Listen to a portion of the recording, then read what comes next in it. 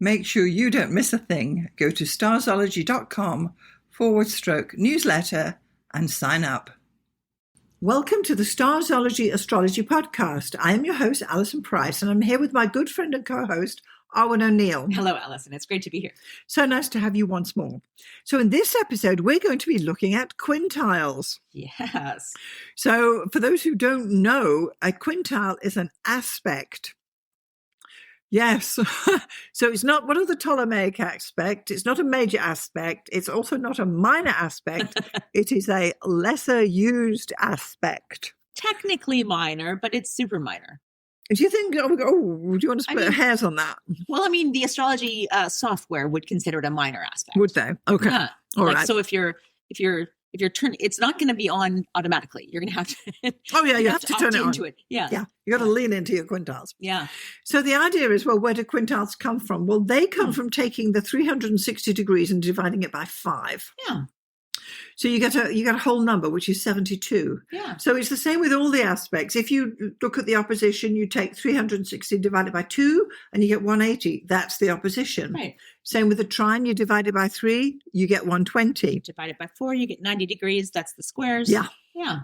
So the quintile is divided by 5. And then, of course, we've got divided by 6, which is the sextile. Yeah. But once you start dividing by 7, you don't get a whole number. You get a...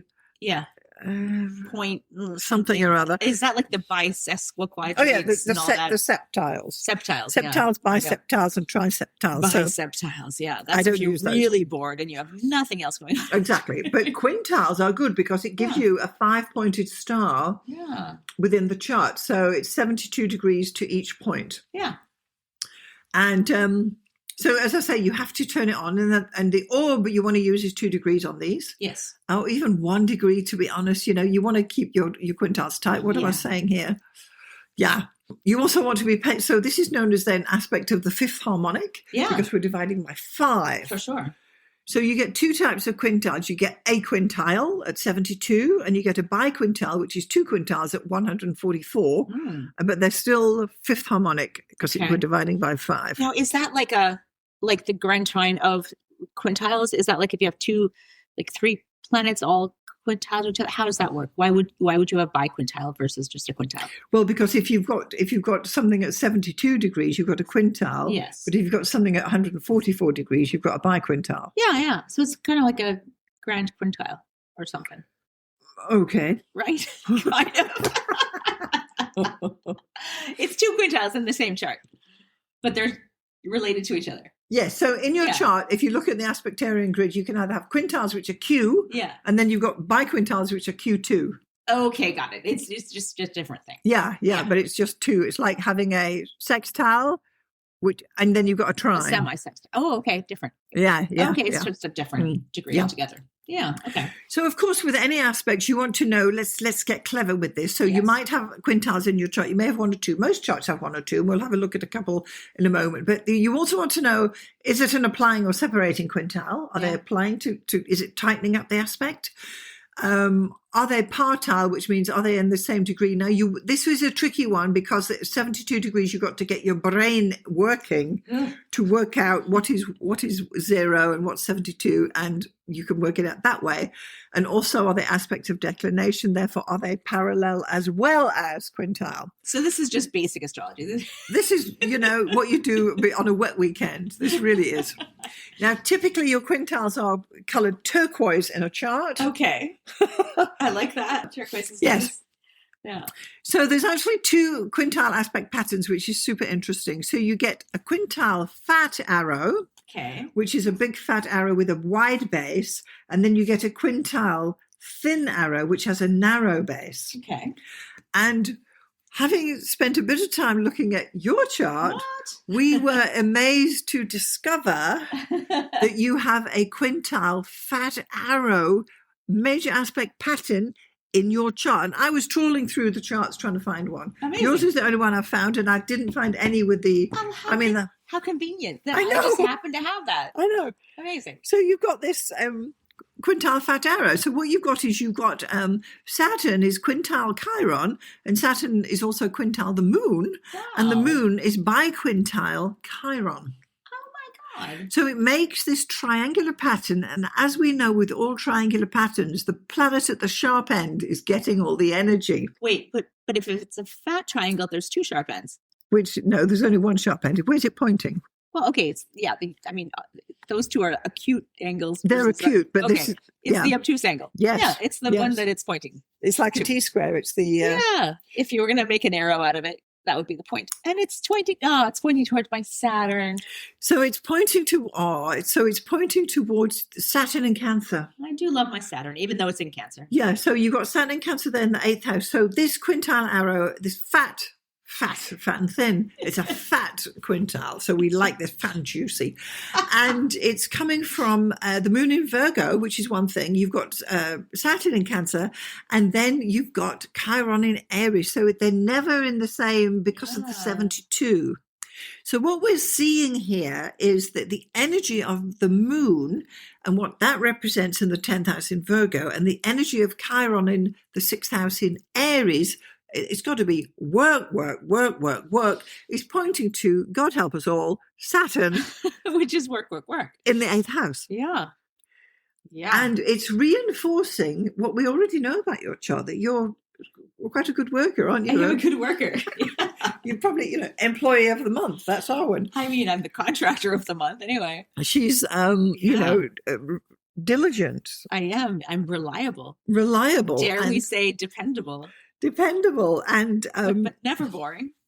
No. But and this quintile arrow that is sitting there is actually pointing to Saturn, which is of course the planet of career as well, and your father and all of those things, and where you follow the rules and do the right thing and all that jazz. When it appeals to me, I do follow the rules. Yes. Yeah. So in amongst all of your other aspects that we've spoken about over all these years, here we find, this is news to you, isn't it? That you've got this. It is. I never actually looked. I always like to have a bit of, this is news to Arwyn. Right. Because I was looking, I thought, dang, she's got this fat arrow. Fat arrow, I would never have known. That's amazing. Yeah. So let's just have a look at, so what? So keywords for quintiles and bi-quintiles, because they're basically the same thing. Okay. Creativity and mastery, straight up. Amazing. Because it's the 5th harmonic, it's keying into Leo, which is the 5th sign, and that's going to be the first angle there. So both the quintile and the bi-quintile belong to the 5th harmonic in astrology. This number is associated, number 5, is associated with creativity, invention, and refinement. But unlike major aspects, which typically show life's challenges and eases, depending, quintiles represent the urge to create, innovate, and express your unique talents. Interesting. So just a little digression here, because I've noticed this about major versus minor aspects. Major aspects seem to sort of, I know we don't like to really use the word fated, but they seem like more baked in, like set in stone kinds of elements of your chart. And then the minor aspects kind of almost seem like epiphanies, like we've got the quincunx and we've got the quintile. And these things almost seem like a little bonus points. Like you get a little, like if you're a video gamer, it's a little bonus pack that you got, oh, I got this, It's like the gilding on it. Right, exactly. But the main drive of your life will be through your squares, your oppositions, your conjunctions. For sure. But once we get past all of that, then all of a sudden you've got this weird arrow thing, and it's like, oh, a quintile fat arrow. I mean, it's quintile fat arrow. Not everybody's got one, and I've looked through all my database, and clearly there are others. I just couldn't find any for this example, and there was yours sitting there, large as life. Yeah, which is kind of interesting, right? So is it hard work through creativity, or is it creativity through hard work, or is it both? Well, this is it. The idea is that you've got these natural gifts, these genius creativity gifts. And I've spoken before about how creativity is an inherently human thing. Yeah. That the chimps in the zoo are not creative, but we are. Right. Even though they can maybe wield the same tools, they're not using that to make art. They're not mixing paint and all that jazz. No. Reading and writing. But we as humans are innately creative. And it's honestly, it's like your God-given right to be creative, live a creative life.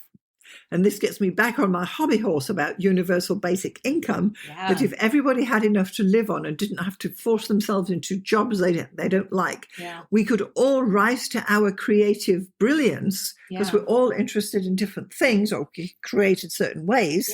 You do sewing, I do crochet, we both do art, whatever, playing the piano, I don't know. And the more you share those creative things with people, the more you can bring them out of their shell. Yes. And I've actually found this to be so true with so many of my friends who are going through just weirdly devastating things, right? I mean, someone's partner has a terrible diagnosis with an illness, and someone's pet who they've loved for 15, 20 years has passed away. All of these things that have come up. And inevitably, the result is more connection, more involvement, more art. That's the thing that can cure them, to get them out of their shell, to get them out of themselves, to get them back into the community. And I found myself talking to just so many people over the last few weeks, even, and just saying, what do you want to do? How can we help?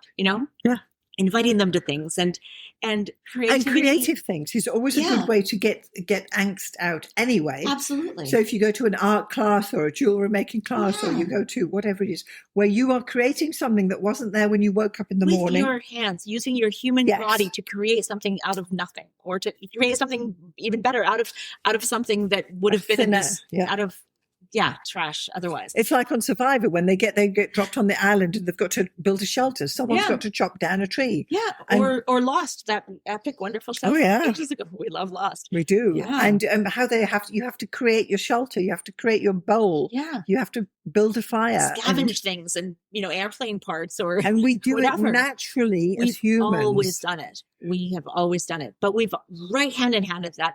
Right after the survival instinct was the instinct to create art. Lascaux caves and those wonderful handprints and the wonderful moving animals riding across the shadows playing with the light, and you can just imagine all these people clustered in this cave, and some wonderful storyteller with his torch showing them this tale and weaving a story. And that was such an instinct millennia ago. Yeah. And I love that. It's not as though art came about once we had leisure time. No, it's there at the beginning. It's inherent. Yeah. And these are the aspects. This aspect set of the quintiles and the bi-quintiles show where you are naturally creative and you ought to lean into it. Yeah. But so frequently we're stuck on the 9 to 5. We're on the grind. Yeah. Get up, go to work, come home, and kick the dog and watch the hockey, and that's it. Repeat. Yeah. And to all the geniuses that were creative people, and they're keeping journals and writing notes, and even look at Da Vinci, what all he did. Gosh. Yeah. Crazy. So we'll get to him in a minute because he's got a chart that's got. I bet you. So quintile energy is subtle, and it's subtle because it's not front and center. If you need an astrologer to be able to say to you, you've got these talents, you've got this genius, you need to lean into it. And then people say, I used to be doing that when I was a kid. So yeah. So anyway, I've just got some thoughts there. So unlike the dramatic energy of a conjunction or an opposition, I believe the quintile energy is subtle and it operates beneath the surface, often manifesting as an innate ability rather than external forces. Those with tight quintiles may not even realize their gift until they actively develop and refine their skills. As an astrologer, it is your job to help your clients see the potential in their lives that is suggested by any quintiles in their charts. Usually people are so obsessed with the issues brought forward by their squares and oppositions that they can't even contemplate subtle quintile energy until you explain it to them. Yeah. So a couple of examples here. So say you've got person with Mercury quintile Mars may have a razor-sharp wit and mental agility, making them an excellent debater or writer. Love it. Someone with Venus quintile Neptune may have an unusual artistic talent, creating beauty in other ways people wouldn't think of. And someone with the Sun quintile Uranus could indicate a natural innovator and trendsetter and someone who thinks outside the box. So unlike the trine, which just brings ease, quintiles require a bit of focused effort to fully activate them. Yeah. It's like having an innate ability to play the piano, but you still need to practice to become a master pianist. 100%. Yeah. Yeah. All of this is really reminding me, and this is like a kind of a deep cut. If anyone watched TED Talks in the early 2000s, like I think many of us did, I don't know if I'm sure TED Talks are obviously still happening and being posted, but the real heyday of it was, several years ago. Yes. One of my absolute favorite top 10 TED Talks of all time, as far as I'm concerned, was Sir Ken Robinson. And this is from like 2006. But his first TED Talk was called Do Schools Kill Creativity? And he's an educator. And one of my favorite quotes from this was, if you ask any adult, can you draw? Most of them will be like, oh, no, not really. You ask a room full of kindergartners, can you draw? Of course, all the hands go up. Yeah, of course I can draw. Yeah, I can draw. And one of them, apparently, this one little girl, the teacher was like, what are you drawing? And she's like, I'm drawing God. And the teacher made the mistake of saying, well, nobody knows what God looks like. And the kid said, well, they will in a minute. That's a good one. Right? Yeah. So go watch that to be inspired, because it's just one of the most wonderful talks ever. Sir Ken Robinson, Do Schools Kill Creativity? And it's literally all about just the human. Exactly. So human, like instinct. It's about quintiles. And it is about quintiles. And it's about how innate creativity is, and how the world basically kind of stops down the urge to be creative, because you have to fit into these different molds and stuff like that, but maybe less so these days. And if the basic income thing. Yeah, well, this is it. Yeah, exactly. And I mean, with AI, probably taking over a great deal of industries, it's more and more likely that we will eventually have to come up with something that sort of offsets the fact that AI can do like most things better than humans in a few years. But what it can't do better is make you feel good about your own creativity. Well, exactly. It can basically create a picture that's based on a, pastiche of all the other pictures that have ever existed, but it can't draw what you have in your mind. And it can't. It's no competition to creativity. Exactly. So yeah. It reinforces the fact that humans are meant to be creative, and we can create things that can make our lives easier.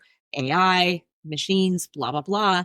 But the real human thing is that creative energy, that creative force. And how much better you feel if you knit yourself a hat or something, or you sew yourself a lilac jacket. It'll take way more time. It'll probably take way more money than if you just go to the store and buy a hat. But every time someone asks you about that hat, you can be like, oh, I made this. And they'll be like, what? You what? Yeah. And I've had that happen, which I'm sure you have as well. Well, it's there's always something on the hook for sure. Exactly. Yeah, so it's a big thing. And when I have clients, I'm always looking for quintiles, because I want to be able to tap it right into that and say, hey, you need to get on this. Stop ignoring this thing. It's in your chart. I love that. Yeah. I love that. Stop ignoring this. That's wonderful. So 5, the quintile is part of the fifth harmonic in numerology. 5 is the number of change, curiosity, and exploration. This number is linked to the pentagram, an ancient symbol of balance, beauty, and harmony between material and spiritual worlds. It's the 5-pointed star. Yeah. A pentagram uses quintiles, right? And of course, it's part of the Fibonacci sequence, which we love. We do. Because the Fibonacci sequence goes 1, 1, 2, 3, 5. So quintiles are in the Fibonacci, along with squares, but the point is that the others are not. Yeah. And that's why it's hugely important as well. And for anyone who does not know what the Fibonacci sequence is, just Google it. You'll go down a rabbit hole and you will thank us. Look at an artichoke, look at a pine cone, look at a shell. Yeah. There's also a link to the article I wrote about the Fibonacci sequence in here, because astrologically it matters. Yeah. Amazing. Yes. Awesome. So quintile themes is also part of the golden ratio. Now, I don't need to go into all the details, but the golden ratio is 1 to 1.618. So it's also known as the divine proportion and is closely linked to quintiles. This ratio appears in art, architecture, and nature to shape everything from the spirals of galaxies to the human face. Homes and buildings designed with a golden ratio are more pleasing to our eyes, and we want to live and work in such buildings. This is why those Greek, the Parthenon, they were built to this rectangle side that we find appealing, and it's based on this. Right. And I mean, there's actually modern equivalents, like quasi equivalents to that. Like, why is 4 by 6 the perfect, size for like a photograph? these kinds of like just certain proportions are more pleasing than others to people. Yes.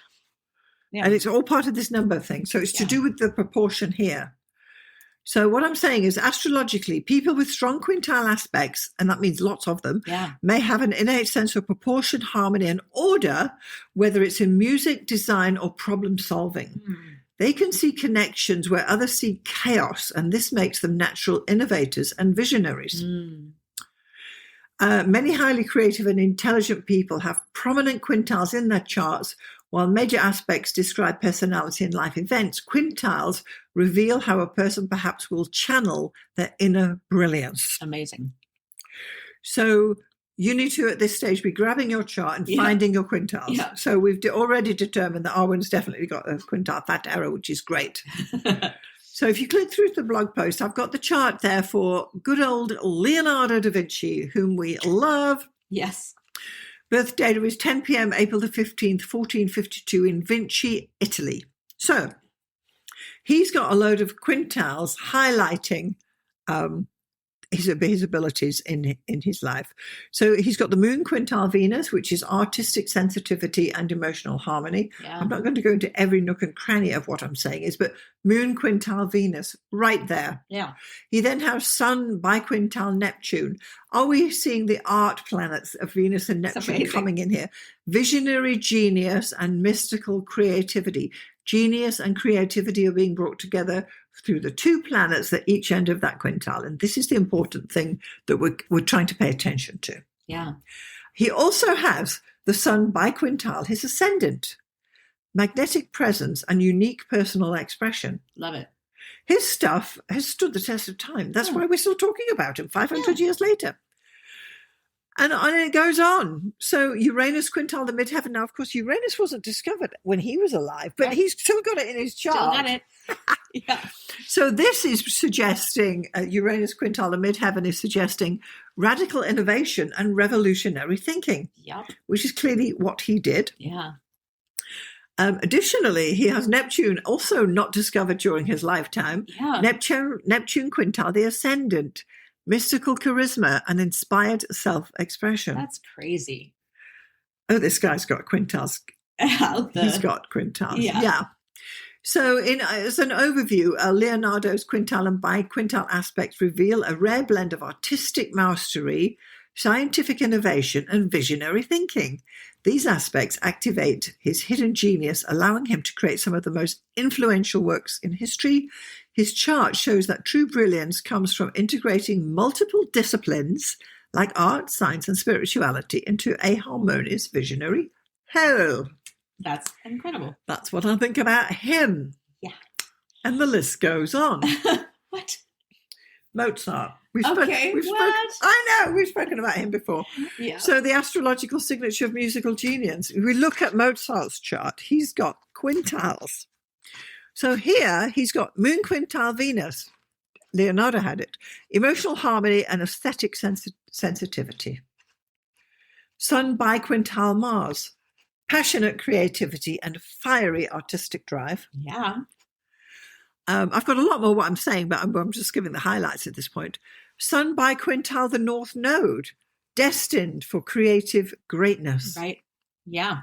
Again, say no more. It's incredible. Sun biquintile ascendant, charismatic genius and a magnetic presence. Mercury biquintile Mars, lightning fast musical thought. Wow. We've spoken before about how he wrote down it first time, the right time. And that's not all. Mercury biquintile ascendant, genius through words and music. Venus quintile Pluto, passion and power in art. Wow. How about Mars quintile the North Node? We love Mozart. He's got it all. Driving force behind his destiny. He was driving his creativity. Yeah. And then we also have Mars quintile the Ascendant. Dynamic stage presence. Now, I believe so. From the movie. From the movie, 100%, yeah. Clearly. And that's not all. Jupiter biquintile Ascendant. Uranus, I beg your pardon. Jupiter biquintile Uranus.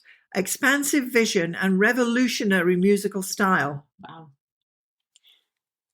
And that's not all. And that's not all. Jupiter biquintile South Node. How many does he have in his chart? past life gift and mastery of music. It's South Node. And still, Chiron is bi-quintile, is mid-heaven, healing the world. I don't know if he did that, but that's the indication there. That's insane. Like, okay, so just if you were to say, be a skeptic and say, well, if this were true, then wouldn't you expect to see it in the charts of blah, blah, blah? Well, those are the charts you'd expect to see it in, is Da Vinci and Mozart. And there it is. That's insane. And let's be clear, this is not something that's just hidden in everyone's chart and like everyone just has one, secretly, and it means nothing. No, like if you have multiple, 8 to 10, it's a signature. It's crazy. Yes, that's exactly. insane. Exactly.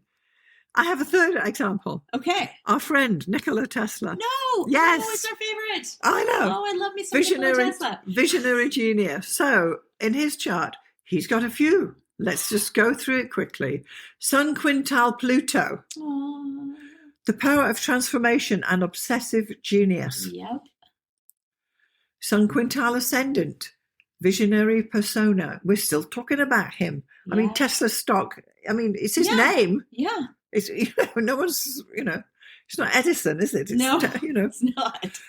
Mercury bi-quintile Chiron. Ooh, the wounded genius and a mind wide for invention, because he did have his issues. Oh, he really did. He and his pigeons. How about Mars bi-quintile Uranus? The drive to disrupt, which he has done, 100%. And it absolutely still has. And that was his downfall, was wanting to give the world free energy. Yes. What? Edison was like, no.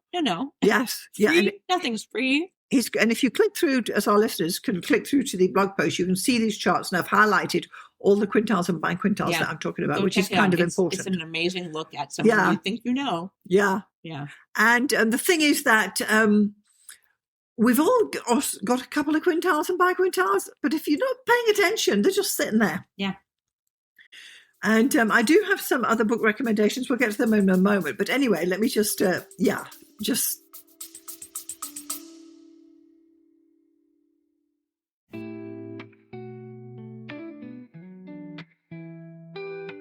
This episode is brought to you by New Moon Wishing, a self-care guidebook for wishful thinkers. Please see the link in the show notes.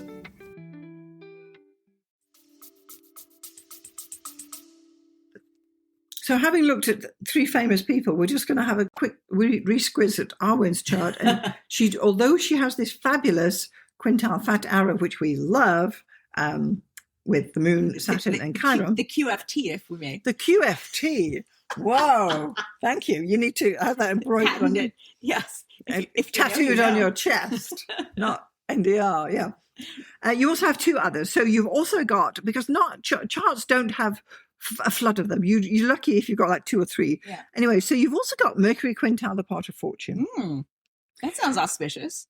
Don't you think? So if we were going to interpret this, and we're going to say that Mercury is to do with writing and quintiles are to do with creativity, and the part of fortune is how you get fortunate, what are we saying? Well, I might think that my writing and my ability to communicate might lead me to fortune one day. And it kind of has, in the sense of, I mean, just with the fact that we live in Vancouver means that we're probably in the 1%. Okay. Obviously, like we are, but yeah, fortune means more than just financial, and not that we're wealthy. I'm just saying we're living in Vancouver and we, are not starving. But yeah, the fact that I can this make business, the fact that you communicate, you live. That's where you're earning your crust. Yeah, but also your creative outlet on the Substack, particularly. Is coming through the writing, is coming through, and if you were my client, I'd be saying you need to do more of this and focus in on this, because you've got this creative ability, you've got this ability with words, you've got an ability to weave a story that hook people in and make it fortunate, and not all your stories have happy endings and all the rest of it, but you've got this inherent genius creative streak. And fortunately, we could say, well, Arwyn's definitely using that Mercury quintile part of fortune. And I might say, just as someone with Scorpio rising, that if you, on a long enough timeline, no ending is a happy ending, but, let's not go there. Okay. Yeah. But I I do love that. I love the fact that it's not just obviously my career, but it is my career. Communication. It's what you do. It's your occupation. It's also my hobby. It's also my just compulsion. It's who you are. Yeah. And why are you doing it? Because you can. Even as a child, this is hilarious. My grandmother was an artist, a visual artist. She painted, she sculpted, she did caricatures on the street in Honolulu in the 50s, like crazy. And so when I first learned to draw, it was at her, at her knee, basically. Like she would be using the easel and doing her thing. And I would be like drawing like right next to her. So I was always drawing. I was always doing something. And I was always writing. But I started drawing these comic books when I was like 8 years old. And, I would staple them together and I would distribute them to my mother and my grandmother. And we'd like, this auspicious thing, like, oh, the new issue's here, And I would give them out and they would have to read it. It's like my primitive blogging, like in the early 80s when I was literally like an 8-year-old child. Yeah. And are you still not doing it today? 100%. This yes. I'm Substack? like, follow me on this and that. This, and my podcast. Yes. Read my stuff. And you've got something to say and you've got this creative outlet and you can uplift people with it. Yeah. And clearly there's a lot more to be said.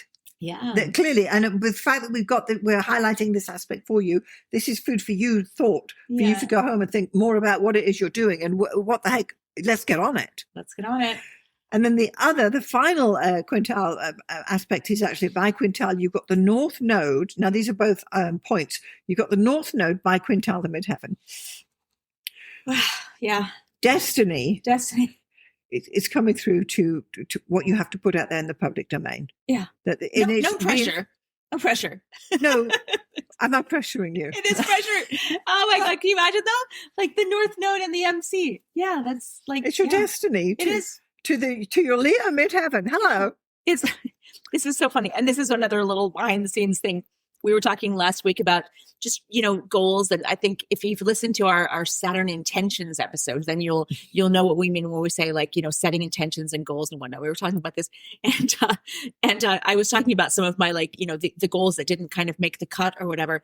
And Allison said, I think kind of offhandedly, but also sort of pointedly to me, like, are you asking permission to do this? And I was like, oh, no, blah, blah, blah, blah, blah.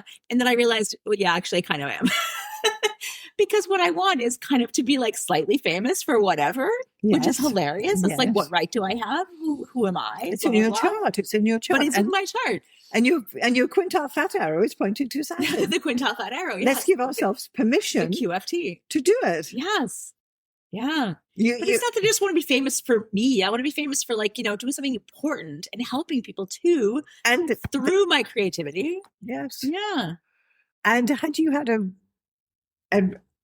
closer look at quintiles 30 years ago, you might have let more into it. This is the beauty of quintiles, that we all have one or two. Yeah. And you've got it. Once you tap into it, you think, hang on a minute, there's something there. Yeah. Because we're all creative. We are. You've just got to tune into it. Every little kid will raise their hand and say, yes, I can draw. Yes. Yeah. I mean, maybe you're not a pianist. Maybe you're not I don't know, or a sculpturist or whatever it is. But I've seen your sewing. You do beautiful work, and you do the writing and I don't know what else you do. And you do the art, of course. Dancing. Yeah. And all of this. And to be creative every day is to honor your quintiles. And that's what I want for our listeners, that go and find your quintiles, get some interpretation on what they mean, and lean in. Because and even if you think you're not good at such and such, well, that's what lessons are for. Yeah. If you like to do something, if you're like, oh, I just wish I could sing, go take a lesson. Yes. Of course, we all wish we could sing, but there's ways to get better. Yes. There's ways to get better at drawing, at doing anything you want to do. If you wish you could cut your own hair, go take a class. Yeah. They exist. And this is it. Do that creative thing that you thought you might do. And if you've got kids and you've got their charts, you owe it to them as their parent to actually say, you need to lean into this. 100%. Let your kids be creative. Buy the paints and all the rest of it. That's what I want to say. Absolutely. Yeah. I 100% agree with that. That's awesome. Yeah. So thank you. Yeah. So, you've got quite a few quintiles. You've got the fat arrow. We like that. We love the fat arrow. So it's 1, 2, 3, 4, 5. So you've only got 5 quintile types of aspect, which is huge compared to some people. And I'm no Da Vinci, but Well, you see the difference, right? No Mozart. Yeah. But if you, and I'm just going to mention my chart in here as well, because I have less than that. I only actually have two worth talking about. So I've got Mercury bi-quintile Saturn. Nice. So this is the writing, again, is the writing, the teaching, the blogging, the spouting, the podcasting that we all doing. All the huge amounts of hard work that go on behind the scenes to all the stuff that you do. Mountains of work, what goes into getting this podcast out there and getting the blog out there and getting the image for the blog out there. And I wanted so much going on. And that is definitely that Mercury bi-quintile Saturn that I will continue to slog away at it against all the odds, but I will keep going because once you realize that it's Mercury that's being triggered, that's the writing, that's expressing your thoughts, what I think about astrology, that's what we're saying, right? Yeah. And then the other one I have, which is slightly more minor, I've got Pluto bi-quintile, the midheaven. Oh, interesting. So again, it's to do with the way I don't see this as death. I see this as creating a transformation in the world by offering a way to look at astrology that is something you can use today rather than some highfalutin, complicated, academic, wishy-washy astrology. I'm hoping to, with our podcast, as we've said before, is that you guys who are listening will talk about it during the week and keep the astrological conversation going. And that's what I'm hoping to put out in the public domain with that one there, with creating something that's the midheaven with the Pluto. Useful and transformative. Yes. That can change the world in subtle ways that everyone can take away and do it themselves. Yeah. So our super fans who listen, you know who you are.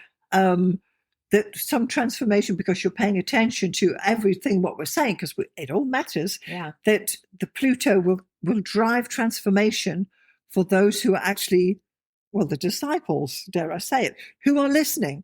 If you're listening, you can get that transformation. I'd like to think that. I love that. I love that. It's without shoving it down people's throats. That's the beauty of a quintile. And that's the only two I have, you see. They're very few and far between. But most charts have one or two. Or some people have more. And if you're Mozart, you have like 8, 12. Exactly. And they're coming in. And this is it. And these are great ones. And you can, even the ones we were talking about for you, Arwyn, they are supporting what you're doing anyway. So I love it. Love it. Okay, so with quintiles, the trick is to be able to find them in the first place. So Arwyn's got some ideas here. So we always like to say, what you can do if you don't have astrology software. If you do, obviously you can, if you have solar Astro Gold, Astro Gold, whatever, you can just turn them on, etc. But if you are not, you can go to astro.com and you can put in your chart for free. Right. And there's a section where advanced charts where you can select the things you want. You can turn on, Chiron, you can turn on whatever, and you can turn on quintiles and bi-quintiles. Okay. So in the advanced section on astro.com for free, you can see what your quintiles and bi-quintiles. Well, I would suggest you turn those on and turn everything else off, then you can clearly see them. That's a great point. Yeah, exactly. Because if you just turn everything on, it's a little confusing. Once you start with quintiles, there's a lot going on in the chart. So you have to be able to extract them. And you want to make sure if you're doing that, also turn on Chiron and anything else because that's not on automatically. I see. With the aspects. You'll see the Chiron, but you won't see the aspects to it. Yeah, but if you're using Astro Gold, you just go straight in and trigger the quintiles and the bi-quintiles. You want an orb of, I believe I've got 2 degrees. Yes, so again with quintiles and bi-quintiles, you want your aspect orb to be set to 2 degrees, applying and separating, and that's what you want to be using. And in Astro Gold, they will come up as turquoise, which is a great color anyway. And you can see them there. So it's most charts have them. Not all charts have them. Not all charts have all aspects anyway, but if you do have quintiles and if you have bi-quintiles, you need to pick them out, give it some thought, and see how that can be expressed in your life through the sign and the house of the actual, where the planet is, and then the connection between the two planets.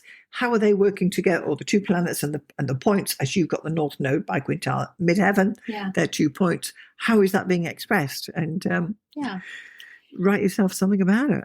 Right, exactly. And here's another thing that's kind of interesting, because I know every once in a while we'll talk about what is astrology. Astrology is a metaphorical language. It's something that allows us to talk about what's important to us in a way that we can understand. It's symbolic, blah, blah, blah, et cetera, et cetera. And it's really easy for the two of us because we have this great deal of knowledge between us, and we have the venue. This fountain we keep. But we have a forum where we can talk about these things. And maybe you as a listener don't have a forum where you have friends you can talk about astrology with. But what's great about knowing these little things about your chart is it gives you permission to lean into something that you may not have. You may not have thought, oh, I could draw. I could go to a drawing class. I could take a, jewelry making class. I could, belly dancing or plant ikebana or whatever, and these little astrology things that you can kind of be like, oh, wow, I have that in mind. I didn't even know. It gives you the opportunity to kind of learn things about yourself, and it gives you permission to lean into something that you may not have even thought was a thing. And when you satisfy your chart, you're happy with life. Yes. Yeah. You're happy that you made that pottery bowl or that paper mache, what have you. Yeah. And it's not adds wasted effort. richness. Exactly. It's not like, oh, I just tried something new and that was a waste of money or that was a waste of time. No. If you lean into the right things, you're going to find something new about yourself. Even if you don't monetize it or don't need to. Whatever. No, it's not life. It's living a richer life. Yeah. If you can satisfy your chart, you will live a happy life. Yeah. It's and then it's on your terms because it's in your chart. Right. And it's not the same for everybody, obviously. No. But we don't have, you and I, of course, we don't have any aspects the same, but we can still talk about what is there and see it in action. And it's reinforcing the whole message that maybe we weren't listening. Yeah. Yeah. And that's a wonderful thing to discover late in life, too. If you're listening and you're like our age or whatever. Or and you've been doing charts for 30 years. If you don't use quintiles, you need to get on it. Yeah. Because you can just suggest things to people that they might not have ever even thought of. It's true. It's true. Yeah. I love a good quintile. Yeah. This is amazing. I didn't ever think about quintiles, and now I am sold. Really? Wow. I am a convert. It's just taken this episode, and now I'm like, well, I'm pleased that there is still something for you to learn in astrology. Right? It's the fact that you've got a quintile fat arrow. Kudos there. We'll need to get that tattooed or a necklace QFT, made. The QFT, because I struggled to find charts because I was looking before we were recording. I was looking particularly through my database to find it, and I couldn't find any. And then I saw you had it, and I thought, good grief. That triangle would be perfect on a t-shirt. It absolutely would. Yeah. And it says everything about you is pointed to Saturn. That's awesome. Yeah, amazing. Yeah. So it would be remiss of me not to mention that you can also get a quintile star, which is where you've got 5 planets making a full-blown pentagram. Now, it doesn't happen often, and I've struggled to find charts, but technically you can have 5 planets, each 72 degrees separate rating from each other. And honestly, I think if it came up, we'd all be talking about it. And if I dug into history, I'd probably find one, but I don't have any at the moment. Yeah, that's cool. Yeah. So this has been great. Today we've been talking about the lesser used aspect of the quintile. So the quintile, as a reminder, it's 72 degrees, and the biquintile is 144 degrees with an orb of 2. And we've spoken about how this is to do with genius, creativity, and actually tapping into the natural, innate creativity that we humans have. Yeah. And it's been great. We've had a look at Arwynne's apparently very creative chart. Yeah, with her quintile fat arrow, which is great. QFT. Yes, QFT, quintile fat arrow. Good grief! And we do if we haven't got enough coding, I don't know what it is. So I urge all our listeners to go out now, get your chart, make sure you know where your quintiles are. Yeah. Get a bit of an understanding. If you're feeling a bit lost, you can email me at starzology@gmail.com and I'll try and help you with that. It's 10 o'clock in the evening. Do you know where your quintiles are? Yes. Do you know where your quintiles are? Do you have a quintile? And of course, I don't even want to talk about cross-chart quintiles with you and your partner and that kind of thing, because that is just a topic for another day. Yes. But I love quintiles. I always look for them. I always display them on my chart. And I think they're great aspects to tap into because I love a bit of creativity. Yeah. So if you found value in this episode, please do consider sharing it with anybody who'd be interested. Make sure you're getting our newsletter, and you can sign up at starzology.com/newsletter. Additionally, make sure you're getting Arwyn's newsletter, and you can find Arwyn at... I am at mspink.net, MSPINK, and I send out my newsletter every Saturday. Yeah, and it's a great read. Thank you. So thanks very much to everyone for listening and for joining us today, and we'll see you next time. See you next time.